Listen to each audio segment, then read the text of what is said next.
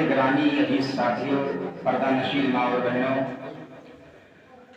آج اس اصلاح دینی پروگرام میں اللہ کا شکر ہے اور میں شکر گزار ہوں اپنے تمام ساتھی جو ہمارے شیخ اشرف الرحمان صاحب ریانی اور آپ کے استاد شیخ کریم اللہ فرقانی صاحب کی وجہ سے آج ہم یہاں شرکت کیے ہیں۔ ہمارا جو موضوع دیا گیا ہے وہ عورت کے تعلق سے ہے، معاشرے میں بگاڑ کے اسباب، یعنی معاشرہ بگڑتا کیسے ہے۔ معاشرہ بگڑنے کے بہت سارے طرائق ہیں۔ نوجوانوں کو مسجدوں میں نہ آنا یہ بھی معاشرہ کے تعلق سے ہے، اور اسی طریقے سے لوگوں کو نماز نہ پڑھنا، ماں بہنوں کو بے پردہ ہو کر بازاروں میں جانا، ان کے ساتھ ساتھ اپنے والدین کی خدمت نہ کرنا، اپنے بچے کو صحیح تربیت نہ کرنا، یہ ساری چیزیں ہیں جو معاشرے کو بگاڑ کر رکھ دیتی ہے۔ لیکن ان تمام چیزوں میں سے جو پہلا میں بات کہنے جا رہا ہوں وہ ہے عورتوں کا بگاڑ۔ ہمارا سماج کیسے بگڑتا ہے؟ آخر کیا وجہ ہے کہ سماج بگڑ جاتا ہے؟ سماج کے اندر نوجوان کیسے بگڑتے ہیں؟ آخر کیا وجہ ہے کہ ہمارے نوجوان بگڑ جاتے ہیں؟ سب سے بڑی بات تو یہ ہے کہ نوجوانوں کو جو بگڑنے کا صحیح طریقہ ہے وہ ہے عورتوں کو بے پردہ نکلنا گھروں سے، اور اس کو دیکھ کر کے نوجوانوں کے دلوں کے اندر امنگ پیدا ہو جانا، ان کے اندر برے خیالات پیدا ہو جانا۔ یہی وجہ ہے کہ ہمارا معاشرہ بگڑ جاتا ہے۔ ہمیں چاہیے کہ ہم اپنے بہن بیٹیوں کو پردے کے اندر رکھیں۔ ہماری بہنوں کو چاہیے کہ جب بھی ہم بازاروں میں جائیں، شادی بیاہ میں جائیں یا کہیں بھی جائیں تو ہم پردے کا اہتمام کریں۔ اللہ کے نبی نے فرمایا کہ کسی عورت کے ایک بال اگر کسی غیر محرم مرد نے دیکھ لیا تو خدا کی قسم مرنے کے بعد اس کے پہلے ہی دن قبر کے اندر ان کے بال کے ساتھ کھال بھی نکال لیا جاتا ہے۔ اتنا خوفناک عذاب دیا جاتا ہے، کس وجہ سے؟ عورت کے بال اگر کسی غیر محرم مرد نے دیکھ لیا۔ یعنی عورت کو خوشبو لگانا جائز نہیں ہے، وہ اپنے شوہر کے پاس لگا سکتی ہے، گھر کے اندر لگا سکتی ہے، لیکن لگا کر کے وہ گھر سے باہر نہیں جا سکتی غیر محرم مرد کے سامنے۔ کسی غیر محرم مرد کو اگر عورت کی گھوڑوں کی آواز اگر سنائی دے تو یقین مانیے ایسا پائل پہننا بھی حرام ہے۔ اس بات کو یاد رکھ لیجیے، آج ہماری بہت سے خاتون حضرات ہیں جو گھروں سے نکلتی ہیں بے پردہ ہو کر کے، اور ہمارے بہت سے ایسے نوجوان ہیں جو ہماری ماں بہنوں کو دیکھتے ہیں گھروں سے نکلنے کے باوجود لیکن منع نہیں کرتے ہیں۔ سب سے بڑی بگاڑ ہمارے گھر کی عورتوں کو نکلنے سے ہے۔ اگر ہماری ماں بہنیں گھروں کے اندر رہیں گی تو یقین مانیے کسی بھی لڑکے کو کوئی غلط نہیں نکالے۔ مثال کے طور پر آپ ایک چاکلیٹ یا ٹافی لیں گے اور اس ٹافی کو، اس چاکلیٹ کو زمین پر کھول کر کے اس پیکٹ سے نکال کر کے زمین پر ڈال دیں گے تو کچھ ہی منٹ یا کچھ ہی سیکنڈ کے بعد وہاں پر چونٹیوں کا جھنڈ لگ جائے گا۔ چونٹیوں کا جھنڈ لگ جائے گا۔ کیوں؟ چونٹیوں کو خوشبو محسوس ہوئی، اسے دکھا کہ سامنے کوئی چیز ہے جو ہمیں فائدہ دینے والی ہے، لیکن وہی بغل میں آپ ایک ٹافی کو، ایک پاکٹ کو اسی زمین پر ڈال دے لیکن وہ بند ہوا ہو تو چونٹی بھی اس کے ارد گرد نہیں آئے گی کیونکہ وہ اندر ہے۔ تو وہی مثال ہمارے خاتون کی ہے، جو ہماری خاتون، ہماری ماں بہنیں گھروں کے اندر رہیں گی تو یاد رکھو کوئی بھی نوجوان، کوئی بھی عیاش، کوئی بھی زناکار مرد اس عورت پر نگاہ نہیں ڈالے گا، لیکن جب وہی خاتون گھر سے بے پردہ ہو کر نکلے گی تو محلے سماج کی نوجوان لڑکی بھی اس کے پیچھے پڑ جائیں گے۔ یہی ہمارے معاشرے کی حقیقت ہے۔ ہمیں چاہیے، اللہ رب العالمین نے آپ کو ذمہ دار بنایا ہے، ما من عبد یسترعیہ اللہ رعیتا، کہ جس شخص کو اللہ تعالیٰ ذمہ دار بنا دے اور وہ انسان اپنی پوری زندگی مرتے وقت تک اپنے گھر والوں کے اوپر دھوکہ کرے، الا حرم اللہ علیہ الجنہ، اللہ رب العالمین ایسے لوگوں پر جنت حرام کر دیا ہے۔ جن لوگوں کو اللہ تعالیٰ ذمہ دار بنا دے۔ ہمارے بہت سے نوجوان ہیں، بزرگ لوگ ہیں، ان کی بیٹیاں بھی گھروں کے اندر ہیں، ماں بہنیں بھی گھروں کے اندر ہیں۔ اب یہ لوگ ذمہ دار ہیں، اگر یہ لوگ دیکھتے ہیں کہ ہماری بہو بیٹیاں گھر سے باہر جا رہی ہے بے پردہ ہو کر کے، تو گناہ کس کو مل رہا ہے؟ گناہ ان باپ کو مل رہا ہے جو دیکھتا ہے کہ ہماری بیٹی شادی میں جا رہی ہے اور اس کے سر پر دوپٹہ تک نہیں ہے، شادی بیاہ کے ماحول نہیں ہو رہا ہے۔ بہت خاتون ہیں اچھے اچھے لباس پہن کر کے، خوشبو لگا کر کے، میک اپ لگا کر کے گھروں سے نکلتی ہے، اور باپ بھی سامنے ہوتا ہے، بھائی بھی سامنے ہوتا ہے، لیکن کوئی روکنے والا نہیں۔ یہی بگاڑ کے اسباب ہے۔ ہمیں چاہیے، اگر آپ کو بھائی بنا کر بھیجا اللہ رب العالمین نے، تو ہمارا فرض ہے کہ ہم اپنے بہنوں کی حفاظت کریں۔ اگر اللہ رب العالمین نے آپ کو باپ بنایا ہے تو یاد رکھ لیجئے، آپ باپ کا فرض ادا کریں کہ اپنے بیٹیوں کو پردے کے اندر رکھیں۔ پہلے زمانے میں یہ ہوتا تھا کہ لوگوں کو دور دور سے بلا کر اپنے گھروں پر نچاتے تھے، اور جب ناچنے والیاں آتی تھی تو ان کو پیسہ دیا جاتا تھا۔ غریب لوگ پیسے دیتے تھے ناچنے والیوں کو، آواز امیر کی بیٹیاں دوسروں کے پاس جا رہی بنا پیسے کے، کوئی پیسہ نہیں دیتا ہے۔ ہمارے معاشرے میں کیا ہوتا ہے، شادی بیاہ کا جب ماحول آ جائے گا تو سارے نوجوان مسلمان اپنے آپ کو اہل حدیث کہنے والے لوگ تماشا دینے شروع ہو جائیں گے۔ یہاں مسجد میں 5 وقت اذان دی جاتی ہے، کون ایسے مسلمان ہے جو مسجدوں کے لیے سر اٹھے گی؟ اذان ہوتی ہے، لوگ ڈی جے سننے چلے جاتے ہیں، شادی بیاہ مشغول رہتے ہیں، اپنے آپ کو مسلمان کہتے ہیں، ہماری ماں بہنیں شادیوں میں جاتی ہے بے پردہ ہو کر کے۔ یہ کتنے اجازت دیا ہے میرے بھائی؟ وہ فاطمہ رضی اللہ تعالیٰ عنہا تھی کہ اللہ کے نبی کو مکہ والوں نے مارا، بے ہوش کر دیا، تو بیٹی فاطمہ رضی اللہ تعالیٰ عنہ دوڑتی ہوئی 7 سال کی عمر ہے، نوجوان ہے، 7 سال کی عمر میں اپنے باپ کے پاس آتی ہے، اور پھر بھی ان کی سر پر دوپٹہ تھا۔ 7 سال۔ آواز ہمارا حال کیا ہے؟ باپ بیٹا امیر ہے، وہ کپڑا دیتے ہیں، کون سا کپڑا؟ جس کو پہننے کے بعد لوگوں کے آدھا نظر آ جائے۔ اپنے بیٹیوں کو ایسے کپڑے مہیا کراتے ہیں کہ جس کو پہننے کے بعد عورت کے جسم کے آدھا نورما ہو جاتے ہیں۔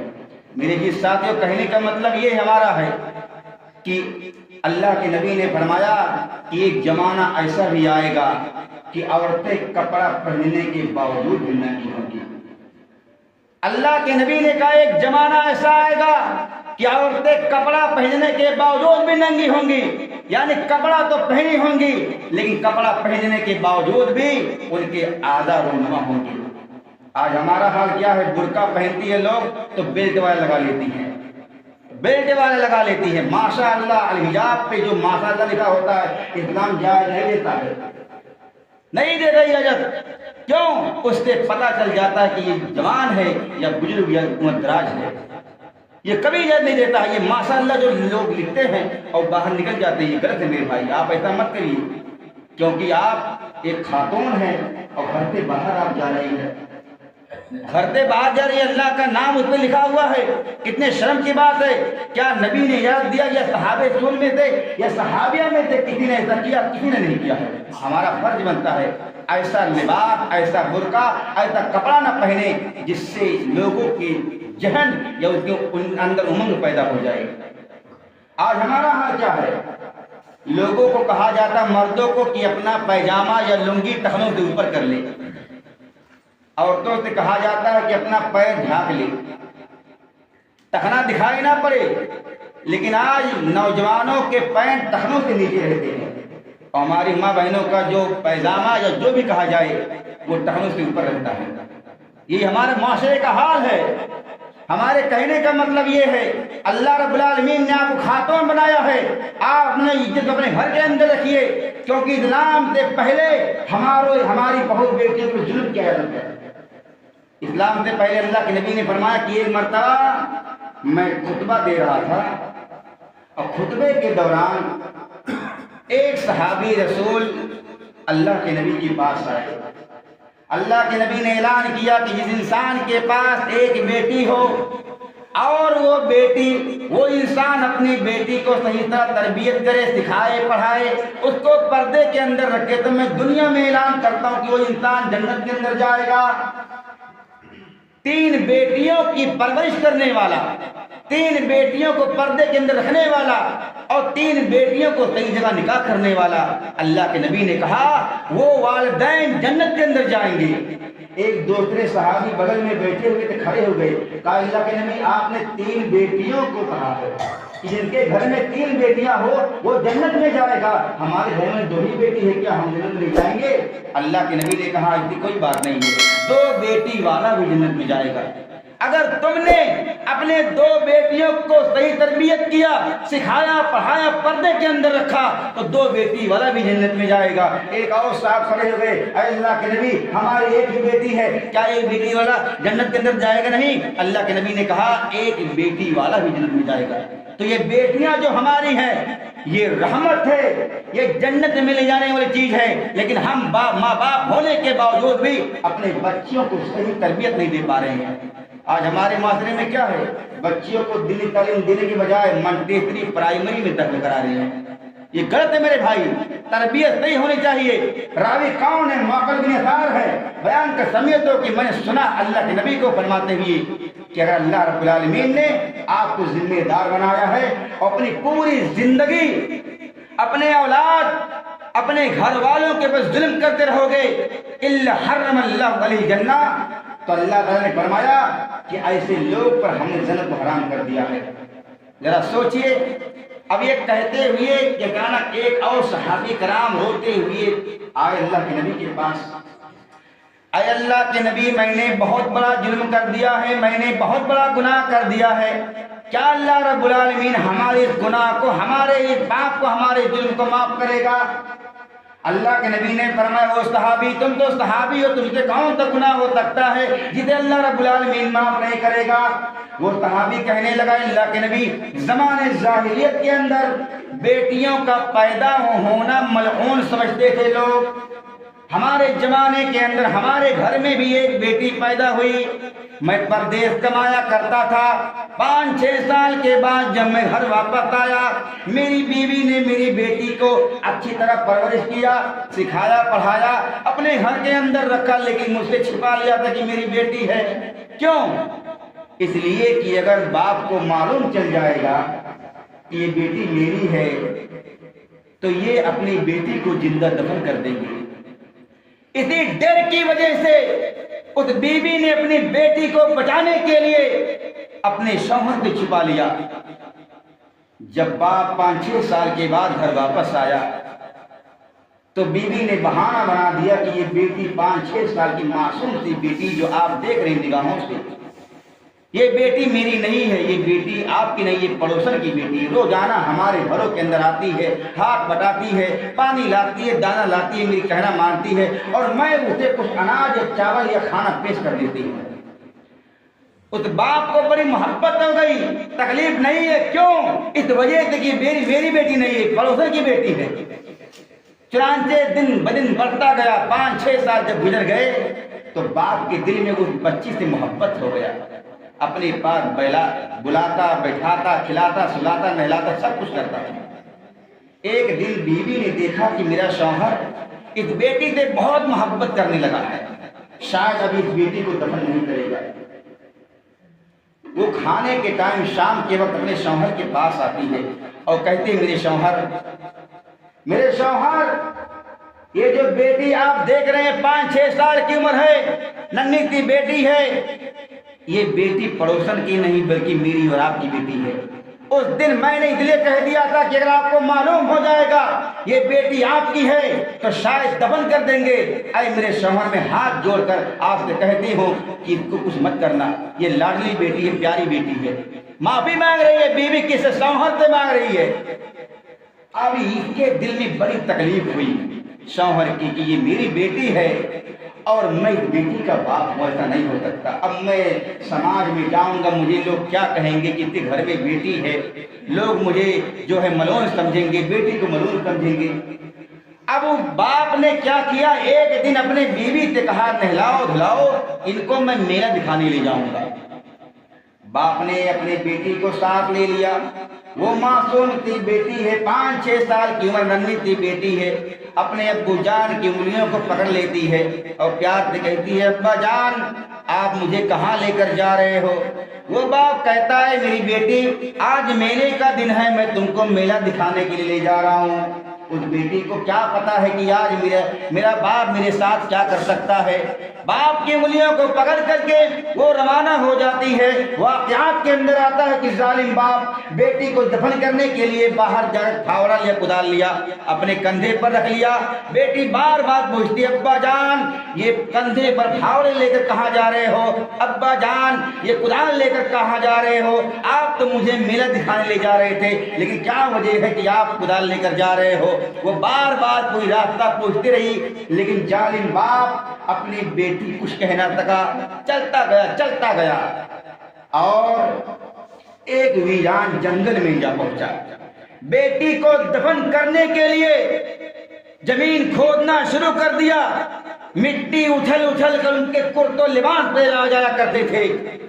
وہ معصوم بیٹی دوڑتی ہوئی آتی ہے، اپنے باپ کی پیشانی کو چومتی ہے، اپنے کرتے کو جھاڑتی ہے اور پیار سے کہتی ہے ابو جان یہ آپ کو پسینہ آ رہے ہیں، ابو جان یہ مٹی آپ کے کپڑوں کو خراب کر رہے ہیں، ابو جان آپ تو مجھے میلہ دکھانے کے لیے لائے تھے، لیکن آپ کیوں محنت کر رہے ہو، کیوں مٹی نکال رہے ہو؟ بار بار وہ معصوم بیٹی 5-6 سال کی بیٹی ہے اپنے باپ سے کہتی ہے، لیکن ظالم باپ اپنی بیٹی کی ایک بات کو نہیں سنتا۔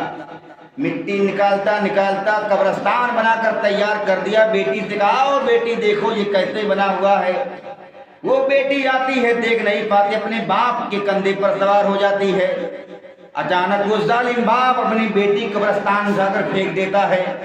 وہ زار و قطار رونے لگتی ہے ابو جان ایسا مت کرو، کیا گناہ تھا میرا، کیا پاپ تھا میرا، کیا جرم تھا میرا، میرے باپ آ کے تم مجھے کیوں دفن کر رہے ہو؟ بار بار کہتی ہے بیٹی، لیکن سننے کے باوجود وہ ظالم باپ اپنی بیٹی کے شریر پر مٹی ڈالتا زندہ دفن کر دیا۔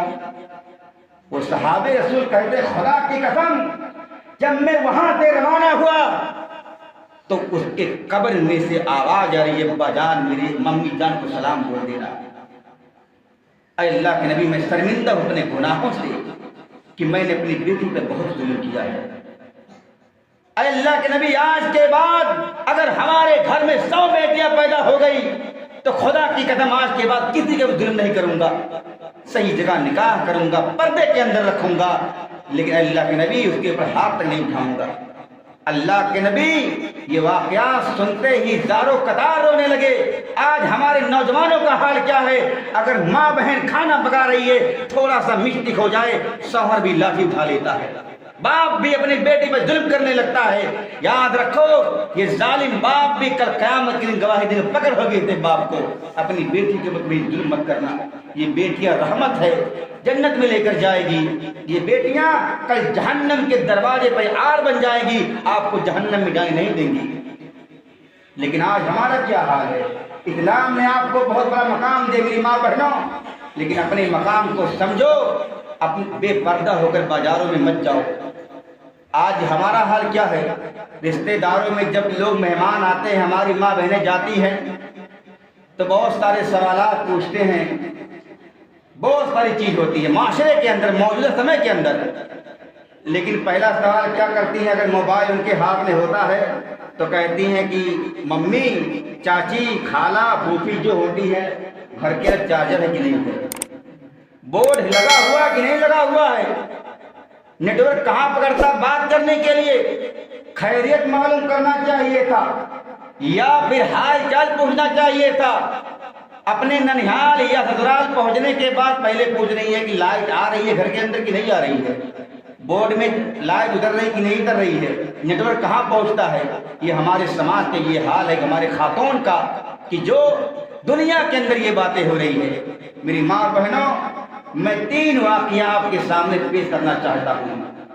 اللہ کے نبی نے فرمایا کہ میں نے معراج کیا اور معراج کے اندر میں نے 6 گنہگار عورتوں کو دیکھا جن کو اللہ رب العالمین جہنم کے اندر بہت دردناک عذاب میں مسلط کیا ہوا ہے۔ ان 6 میں سے میں صرف 3 لوگوں کا ذکر کروں گا۔ اللہ کے نبی نے فرمایا کہ میں نے ایک خاتون کو دیکھا کہ اللہ رب العالمین اس کے چہرے کو خنجیر بنا دیا ہے اور باقی جو سارا جسم ہے انسان بنا دیا ہے۔ اب بتائیے اگر اللہ رب العالمین کسی عورت کے چہرے کو خنجیر کی طرح بنا دے اور باقی جسم کو انسان بنا دے اور اس کے منہ کے اندر سے آگ ڈالا جائے اور شرمگاہ کی جانب سے آگ نکلے تو بتائیے کتنا بڑا عذاب ہے، بہت بڑا عذاب ہے۔ اللہ کے نبی نے فرمایا کہ میں جہنم کے اندر ایک خاتون کو دیکھا کہ اللہ رب العالمین نے اس کو خنجیر کا چہرہ بنا دیا، اس کے منہ کے جانب سے آگ ڈالے جا رہے ہیں اور شرمگاہ کی جانب سے وہ آگ نکل رہی ہے۔ اللہ کے نبی نے فرمایا یہ دنیا کی آگ جو آپ جلاتی ہو پکاتی ہو 70 حصوں میں سے 1 حصہ ہے اور 70 حصہ جہنم کے اندر ہے۔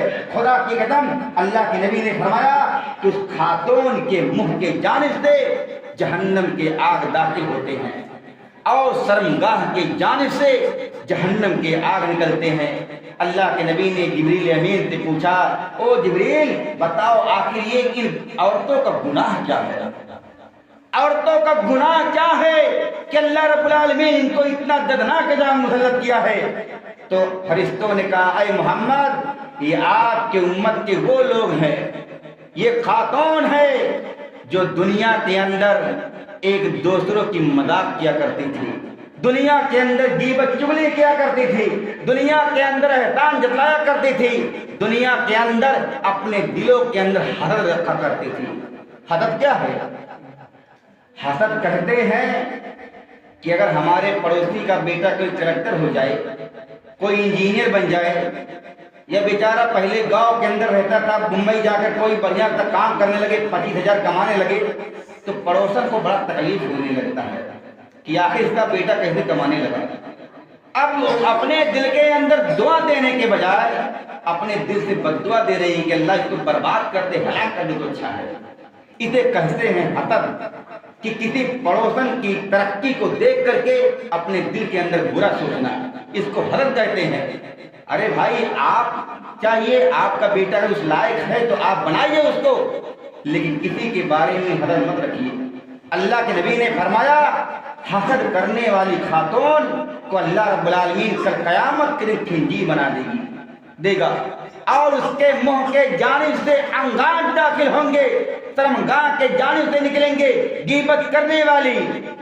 ایک مرتبہ کا ذکر ہے، میں آپ کو بتاؤں کہ ابلیس جو ہے آپ پتہ ہے کہ شیطان ہے یہ، اور اپنے تمام شیطانوں کو جمع کیا اور کہنے لگا کہ آج میں تم لوگوں کا امتحان لینا چاہتا ہوں۔ آج جو سب سے بڑا جھوٹ بولے گا اس کو سب سے زیادہ انعام ملیں گے۔ کون کہہ رہا ہے؟ ابلیس شیطانوں سے کہہ رہا کہ جو سب سے بڑا جھوٹ بولے گا۔ تو فلاں شیطان نے اپنی بات رکھی کہ میں نے یہ کیا وہ کیا، تو کہا یہ جھوٹ نہیں ہے۔ اب ایک شیطان کھڑا ہوا، کہا بادشاہ میں جھوٹ بول رہا ہوں۔ کہا کیا جھوٹ ہے؟ اس نے کہا کہ میں نے ایک جگہ دیکھا کہ 100 عورتیں بیٹھی ہوئی ہیں اور سب خاموش بیٹھی ہوئی ہیں۔ ایک شیطان نے کہا کہ ایک جگہ 100 عورتیں بیٹھی ہوئی ہیں اور سب خاموش بیٹھی ہوئی ہیں۔ ابلیس نے کہا اس سے بڑا جھوٹ کیا ہو سکتا ہے کہ 100 عورتیں ہوں سب خاموش ہوں، ایک ہو تو چل جاتے، لیکن جہاں 2 عورتیں بیٹھ گئی وہاں برائی شروع ہو گئی، تو 100 عورتیں کیسے خاموش رہ سکتی ہیں؟ تو ابلیس نے خاتون شیطان کو بہت زیادہ انعام سے نوازا۔ تو کہنے کا مطلب یہ ہے کہ ہماری ماں بہنیں آج سماج کے اندر دیکھا جاتا ہے کہ ٹھنڈی کے موسم میں جہاں کوڑا برتا ہے بیٹھ جاتی ہیں، اور یہ ایسا ہے ویسا ہے ایسا ہے فلانے دھماکے جو بھی ہوتا ہے اپنے منہ سے بک دیتی ہیں، گواہ رہی اس بات کو کہ تمہارے کندھے پر کرامن کاتبین بیٹھے ہوئے ہیں، ایک ایک گناہ کو نوٹ کر رہے ہیں. کل قیامت کے دن اللہ رب العالمین آپ کے سامنے گناہوں کے رجسٹر کو رکھ دے گا. آپ انکار کر دیں گی, اے اللہ ہم نے یہ گناہ نہیں کیا تھا, اے اللہ ہم گھر کے اندر تھی, ہم نے فلاں طرح کو برائی نہیں کیا تھا, اے اللہ ہم سے کوئی گناہ نہیں ہوا تھا. اللہ کہے گا اچھا یہ بات ہے. فرشتوں سے کہے گا جاؤ اس کے منہ پر مہر لگا دو, تالا لگا دیا جائے گا. اب کون گواہی دے گا؟ یہ ہمارے آجا گواہی دیں گے, یہ ناخن گواہی دیں گے, یہ پیر گواہی دیں گے. اپنے گھر پہ چل کر کے کس کے گھر بیٹھ کر کے برائی کی تھی وہ زمین بھی کل قیامت کے دن گواہی دیں گی. تو اللہ رب العالمین آپ کے منہ پر تالا لگا کر کے آپ کے آجا سے گواہی دلوائے گا. آپ کے کان گواہی دیں گے, آپ کے آنکھ گواہی دیں گے, آپ کے منہ گواہی دے گا, آپ کے پیر گواہی دیں گے. اس زمین پر بیٹھ کر کے, جس زمین پر بیٹھ کر کے آپ نے فلاں خاتون فلاں صاحب کی غیبت کر رہی تھی, اس زمین بھی کل قیامت کے دن گواہی دے گا. آپ کہیں نہیں بچ سکتی میری ماں بہنوں, اس بات کو یاد رکھ لیجیے.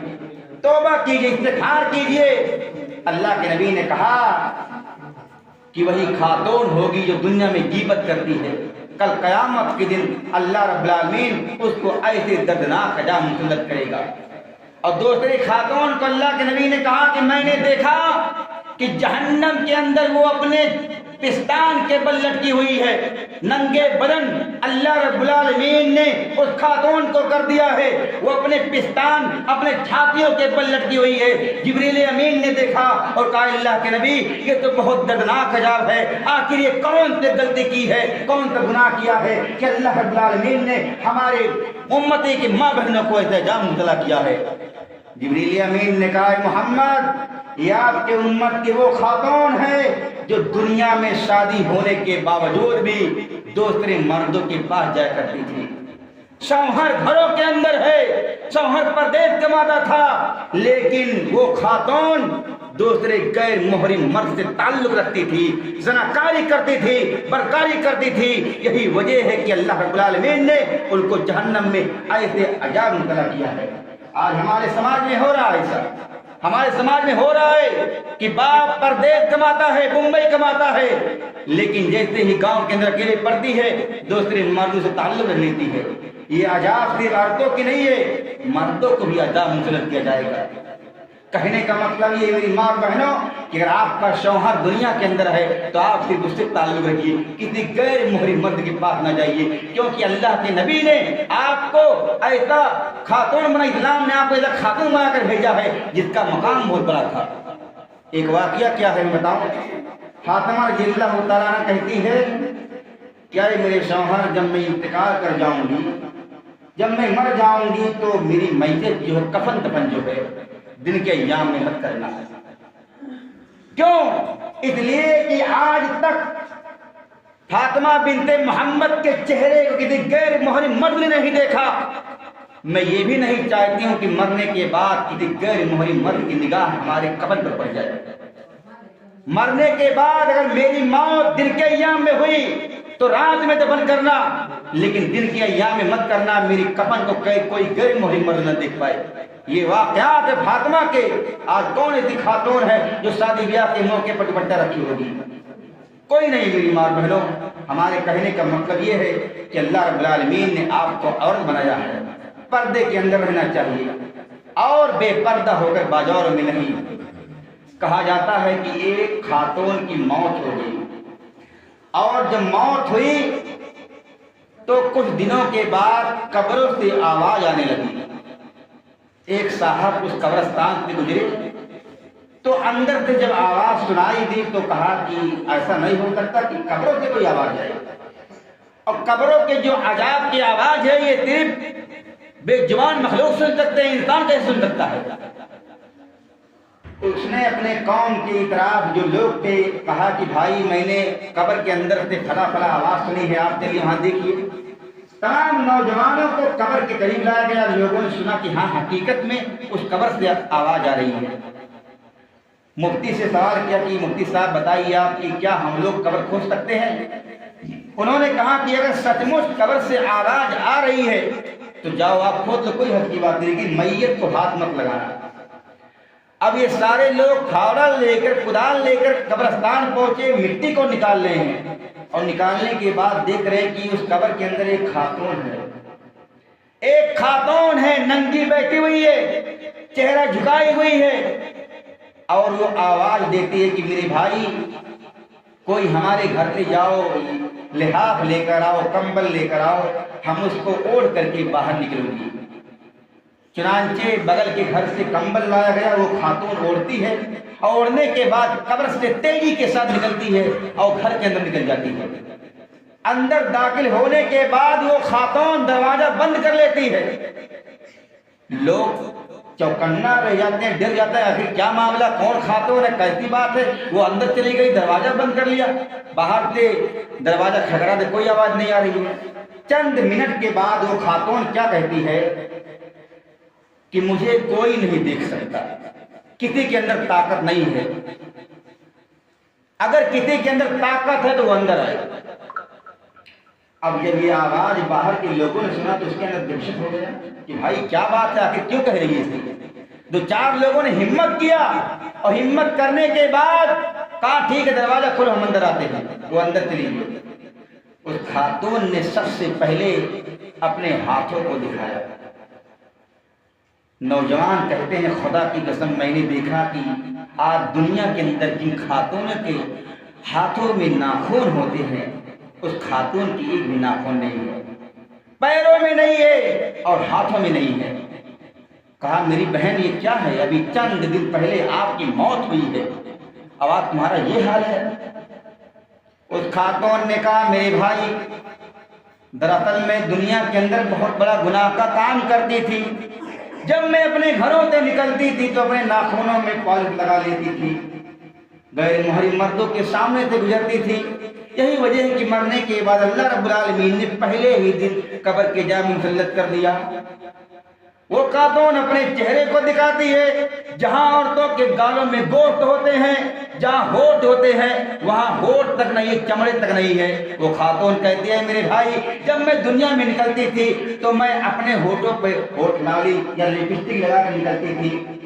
दुनिया के अंदर गैर मुहर्रिम मर्दों के सामने लोग देखते थे, मैं खुद रहती थी कि सामने वाला मुझे दिल खुद है।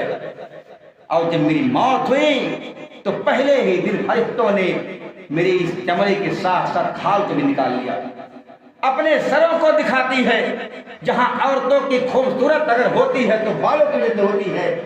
वो नौजवान कहते हैं कि बाल एक भी नहीं है, चमड़े तक नहीं है, खाल भी निकाल लिया गया है। वो खातून कहती है कि जिंदगी में जब मैं बाजारों में जाती थी तो अपने सरों पर दुपट्टा नहीं रखती थी।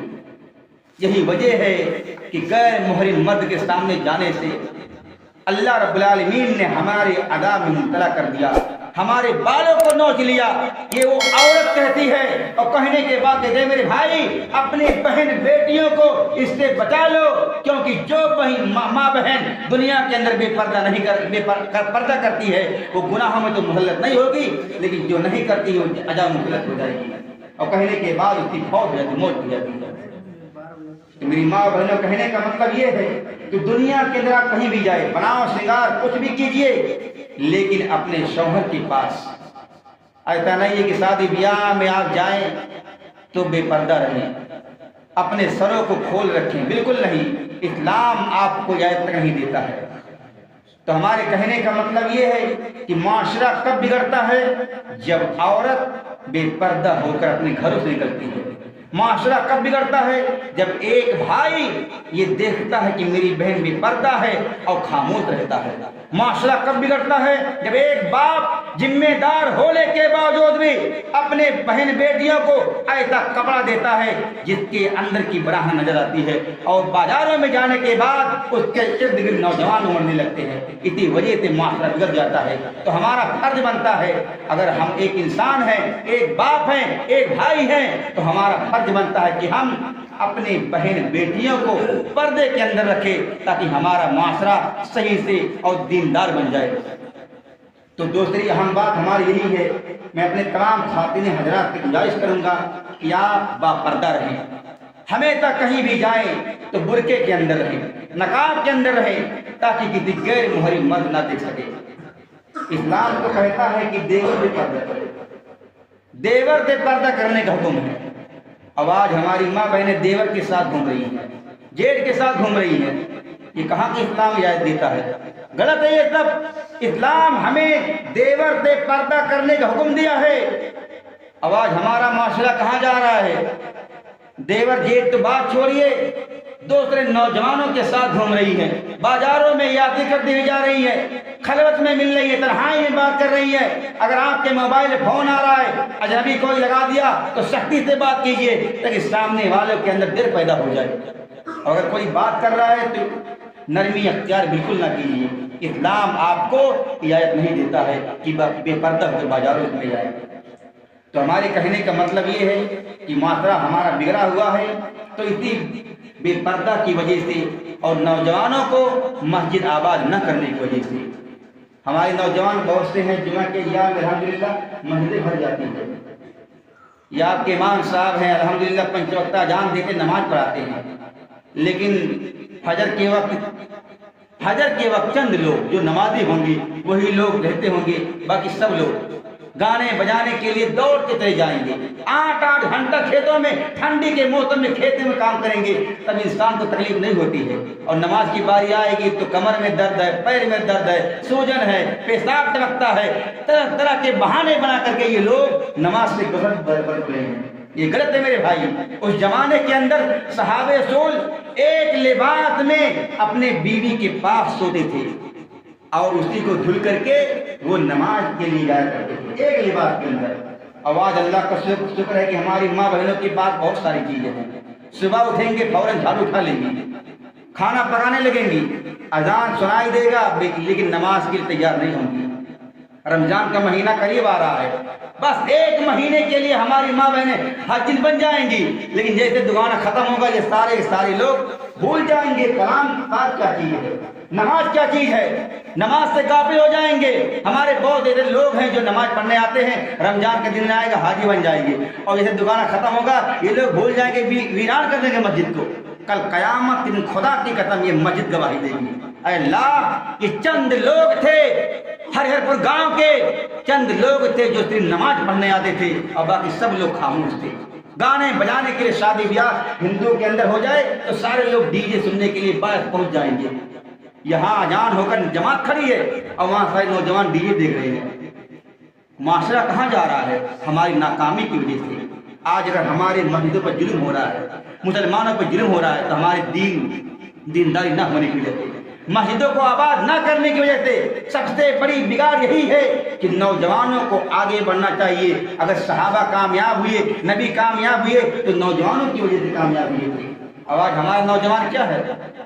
ناچ گانے دیکھنے کے لیے پہنچ جائیں گے، ہماری ماں بہنیں 2 گھنٹے تک کام کریں گی گھروں کے اندر، تھکا نہیں لگتا ہے، لیکن نماز کی باری آئے گی بچے پیشاب کر دیتے ہیں،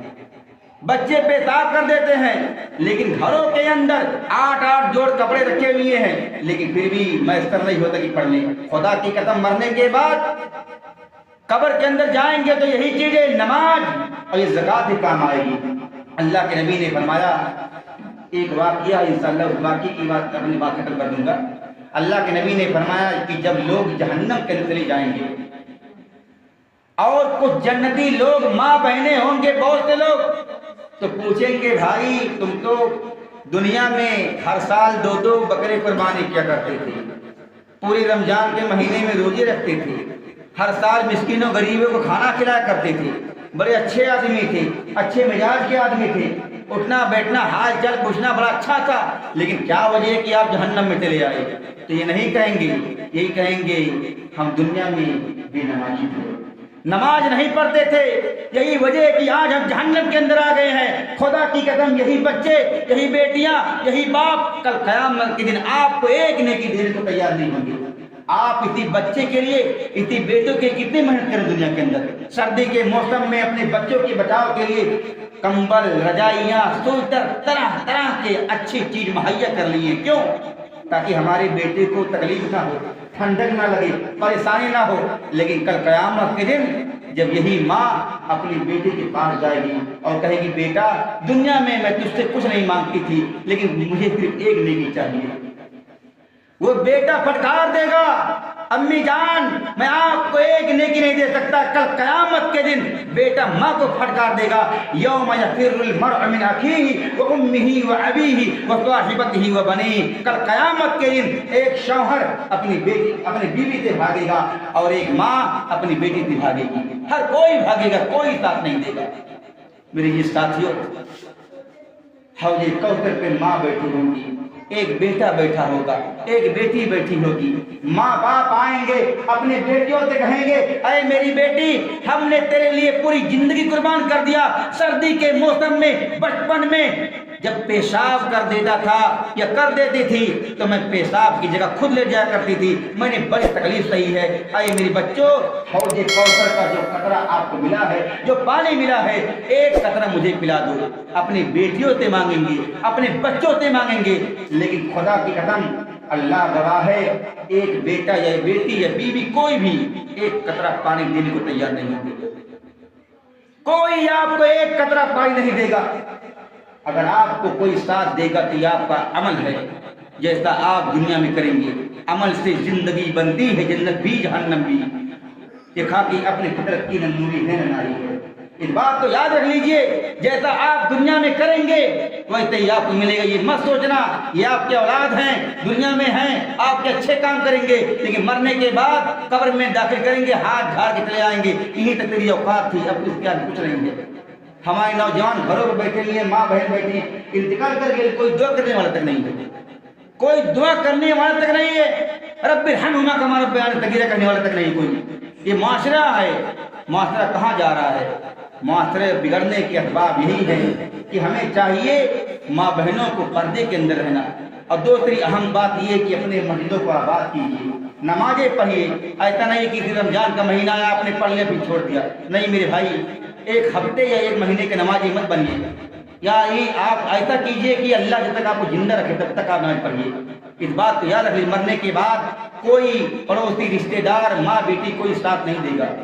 عائشہ صدیقہ رضی اللہ تعالیٰ عنہ نے فرمایا کہ اللہ کے نبی دنیا میں جس طرح آپ مجھے دیکھ کر کے آپ روتے ہیں، اے اللہ کے نبی دنیا میں جب میں پریشانی میں ہوتی ہوں تو آپ پریشان ہو جاتے ہیں، اے اللہ کے نبی جب میرے آنکھوں سے آنسو ٹپکنے لگتے ہیں آپ مجھ سے اتنا محبت کرتے ہیں کہ میری یاد میں آپ بھی رو دیتے ہیں۔ اے اللہ کے نبی آپ سے میں ایک سوال پوچھتی ہوں کہ کل قیامت کے دن جب لوگ جنت و جہنم میں جانے لگیں گے تو کیا آپ میری مدد کریں گے؟ یہ کون کہہ رہا ہے؟ عائشہ پوچھ رہی ہے اللہ کے نبی سے۔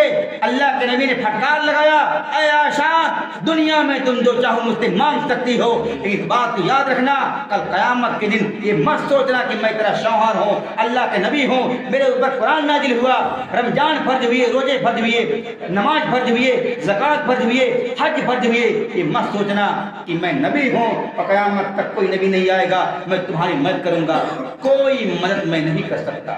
کون کہہ رہا؟ اللہ کے نبی اپنی بیوی عائشہ سے کہہ رہے ہیں۔ تو کہنے کا مطلب یہ ہے کہ دنیا میں آپ ایسا رہیے کہ لوگ بھی آپ سے راضی ہو جائیں، اللہ بھی راضی ہو جائے، دنیا ناراض ہو جائے کوئی فرق نہیں پڑتا، ماں باپ کو چھوڑ کر کے رشتے دار نہ کوئی فرق نہیں پڑتا، لیکن اللہ آپ سے ناراض نہ ہو۔ میرے عزیز ساتھیوں، تو ہمارے کہنے کا مطلب یہ ہے کہ معاشرہ اگر بگڑے گا تو نوجوانوں کی وجہ سے، معاشرہ اگر بگڑے گا تو عورت کی بے پردہ ہونے کی وجہ سے، معاشرہ اگر بگڑے گا تو مسجد آباد نہ کرنے کی وجہ سے، تو ہمارا فرض بنتا ہے کہ ہم اپنے بچوں کو صحیح تربیت کریں۔ اگر آپ کے گاؤں کے اندر اسکول ہے تو سب سے پہلے اپنے بچوں کو دینی تعلیم دیں، کلام پاک پڑھائیں، ان کو کلام پاک پڑھنے کا طریقہ معلوم ہو جائے، نماز کیسے پڑھا جاتا ہے طریقہ معلوم ہو جائے، کیونکہ یہی چیز زندگی آخری زندگی تک کام آنے والی ہے۔ آپ منٹیسری میں جائیں گے کسی بھی ماسٹر سے پوچھیں گے تو وہ APPLE پرائمری سے DOG ڈاگ میں کتا یہ یہاں شروع کراتے ہیں، لیکن جب مدرسے میں داخلہ کرائیں گے تو بسم اللہ الرحمن الرحیم شروع ہو جاتا ہے۔ میرے عزیز ساتھیوں، کہنے کا مطلب یہ ہے کہ اپنے بچیوں کو ہندی اسکول میں بالکل نہیں، آپ بیٹوں کو انجینئر بنائیے، ڈاکٹر بنائیے، کچھ بھی کریے، لیکن اس سے پہلے آپ اپنے بچے کو صحیح تربیت دیں، دینی تربیت دیں، کلام پاک پڑھانا سکھائیے۔ اور ایک بات میں اور کہنا چاہوں گا، جو لوگ نمازی ہیں اگر آپ نماز پڑھتے ہیں تو آپ کا بھی فرض بنتا ہے کہ اپنے بچیوں کو نماز پڑھنے کو دیں۔ اپنے بیٹیوں کو نماز پڑھنے کا حکم دے، اپنے بیویوں کو نماز پڑھنے کا حکم دے۔ خدا کی قسم اگر آپ آج پڑھ رہے ہیں، اپنے گھر والوں کو نہیں پڑھنے کا حکم دے رہے ہیں، تو اس بات کو یاد کر لیجئے، کل قیامت کے دن آپ کی پکڑ ہوگی، جہنم میں آپ کو ڈال دیا جائے گا۔ ایک حاجی متقی پرہیزگار آدمی کو لایا جائے گا، اللہ کہے گا اے فرشتو جاؤ اس کو جنت میں داخل کر دو، یہ بڑا محنت کر کے آیا ہے، تھک کر کے آیا ہے، حاجی ہے، متقی ہے، نمازی ہے، پرہیزگار ہے، تہجد گزار ہے، جاؤ اس کو جنت میں داخل کر دو۔ اب جیسے فرشتے اس کے ہاتھ کو پکڑیں گے، ایک خاتون دوڑتی ہوئی آئے گی، آگے چھینک لے گی، اے اللہ ابھی میرا فیصلہ باقی ہے۔ اللہ کہے گا تم کون ہو؟ وہ کہے گی اے اللہ یہ جو صاحب کھڑے ہیں، حاجی متقی پرہیزگار، جو بھی جنت میں جانے والے ہیں، ان کی میں بیوی ہوں۔ اے اللہ رب العالمین، دنیا میں اگر دال میں نمک کم پڑتا تھا تو فوراً لاٹھی اٹھا لی تھی، کام کاج کے لیے ہمیشہ ڈانٹتے تھے، کہیں جانا ہوتا تو بولتے تھے، پوری زندگی برسات ٹھنڈی ہر مہینے میں گھروں سے نکل جاتے تھے نماز پڑھنے کے لیے، لیکن زندگی میں کبھی نہیں کہا بیوی تم بھی نماز پڑھو، کبھی نہیں کہا زندگی کے اندر۔ بیٹا بھی آئے گا وہی کہے گا، بیٹی آئے گی وہی کہے گی، سب لوگ کہیں گے اللہ میں بیٹی ہوں، پڑھنے جاتی، پیسہ دیتا تھا میرا باپ، ہر کام کے لیے دیتا تھا، لیکن زندگی میں میری باپ نے کبھی نہیں کہا کہ بیٹی تو نماز پڑھ لو۔ آج یہ جنت میں جا رہا ہے، ہم لوگ جہنم میں، ساری کی ساری نیکی اٹھا کر کے ان کی بیٹے بیوی ماں بہن پر ڈال دی جائے گی، اور باپ کو جہنم میں ڈال دیا جائے گا۔ کس وجہ سے؟ نماز کا حکم نہ دینے کی وجہ سے، بہت بڑا گناہ ہے۔ میرے ساتھیوں اس بات کو یاد کر لیجئے، اگر باپ کی محنت سے ایک بیٹا ڈاکٹر بن سکتا ہے، اگر باپ کی محنت سے ایک بیٹا انجینئر بن سکتا ہے، اگر ماں باپ کی محنت پیسے طاقت سے ایک بیٹا پروفیسر بن سکتا ہے، اگر ماں باپ کی محنت سے ایک میاں بیوی یا دنیا کے اندر جو بھی محنت سے اگر ایک آدمی جو ہے عہدہ تک پہنچ سکتا ہے، تو کیا ماں باپ کی محنت کی وجہ سے ایک بیٹی یا ماں یا بیوی یا بیٹا نمازی نہیں بن سکتا ہے؟ بن سکتا ہے۔ ہمارا فرض ہے کہ ہمیں چاہیے کہ دنیا کے اندر ایسا کام کرے کی مثال قائم کر دے۔ ہمارا ماحول یا ہمارا سماج یا ہمارا معاشرہ تبھی درست ہوگا جب ہم اپنے بچوں کو صحیح تربیت کریں گے، مسجدوں کو آباد کریں گے، اپنی ماں بہنوں کو پردے کے اندر رکھیں گے، تبھی جا کر ہمارا معاشرہ کامیاب ہوگا۔ آخر میں دعا کرتے ہیں کہ اللہ رب العالمین ہم تمام نوجوانوں کو دنیا کے اندر نیک عمل کرنے کی توفیق عطا فرما۔ اے اللہ کوئی دنیا میں جو بیمار ہے اللہ تو سب کو شفائے کاملہ و عاجلہ عطا فرما۔ اے اللہ جو بھی انتقال فرما گئے اللہ ان کو جہنم کے عذاب سے اور قبر کی عذاب سے بچنے کی توفیق عطا فرما۔ اے اللہ ہماری عیدگاہ، ہمارے خانگاہ، ہمارے مسجد، ہمارے مدرسے کی محافظ فرما۔ اے اللہ جتنے لوگ پریشان ہیں اللہ ان کی پریشانی کو دور کر دے۔ اے اللہ یہ پروگرام جو آپ کے آج رات ہوئی ہے اللہ اس پروگرام کو تو کامیاب فرما۔ اے اللہ ہم سب کو جب تک زندہ رکھ، اسلام پر زندہ رکھ، اور جب ہمارا خاتمہ ہو ایمان پر خاتمہ ہو، اللہ تعالیٰ ہم سب کو نیک عمل کرنے کی توفیق عطا فرما۔ السلام علیکم ورحمۃ اللہ وبرکاتہ۔